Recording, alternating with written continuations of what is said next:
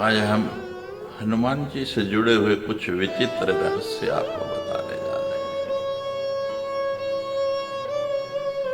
हैं। हनुमान जी स्वयं तो विचित्र हैं ही, लेकिन उनका जीवन भी बड़ा विचित्र है। वाल्मीकि जी ने भगवान के अवतरण से पहले, उनका अवतार लेने से पहले ही रामायण लिख दी थी, और तुलसीदास जी ने रामचरितमानस के माध्यम से उनका सारा चरित्र जो है वो जन जन तक पहुंचाया। लेकिन हनुमान जी प्रत्यक्ष दृष्टा है, हर कार्य में राम जी के साथ रहे।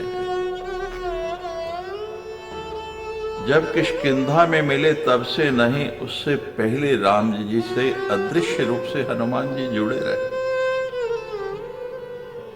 कहते हैं कि जब संजीवनी लेने के लिए गए हनुमान जी और उस पर्वत पर खोज रहे थे तो कहीं संजीवनी नहीं मिल रही थी।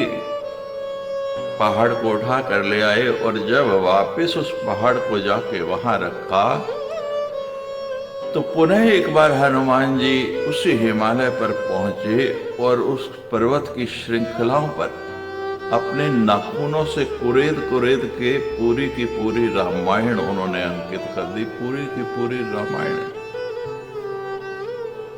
आप सुन चुके हैं। हनुमान जी भगवान शंकर के अवतार हैं। शंकर सुवन है। ये अवतार क्यों लिया हनुमान जी ने? अपनी मां का श्राप हरने के लिए। उनकी मां अप्सरा थी और श्राप मिला हुआ था, वानरी के रूप में रह रही थी। उस श्राप को दूर करने के लिए हनुमान जी अंजनी के यहां पैदा हुए।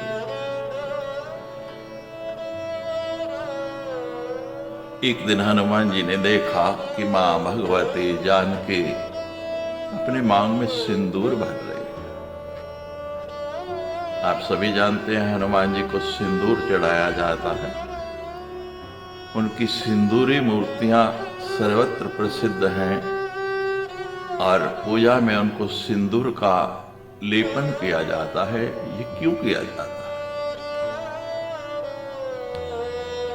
मां को जब, जानकी को जब मांग में सिंदूर लगाते हुए देखा तो कहते, मां भगवती आप इतने सुंदर हैं, इतना सुंदर केश विन्यास किया आपने, फिर ये मांग में ये लाल लाल क्या भर लिया?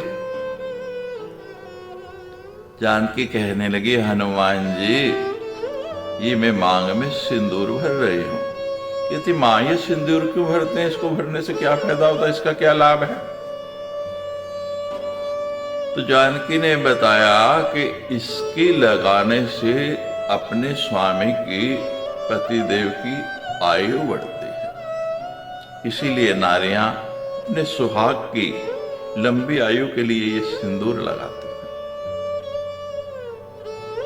आजकल की जो आधुनिक नारियां हैं, मॉडर्न विमेन हैं, उनको तो सिंदूर लगाना भाता ही नहीं है। मां जानकी जैसे ही उस कक्ष से निकली और हनुमान जी ने क्या किया, वो पूरी की पूरी सिंदूर की डिब्बी उठाई और उठा के पूरे अपने शरीर के ऊपर वो सिंदूर छिड़क लिया। कुछ याद आ गया। जानकी जब वापस अपने कक्ष में आई, हनुमान जी को देखा तो हंसने लगी। हनुमान ये क्या किया? ये कैसा रूप बना लिया?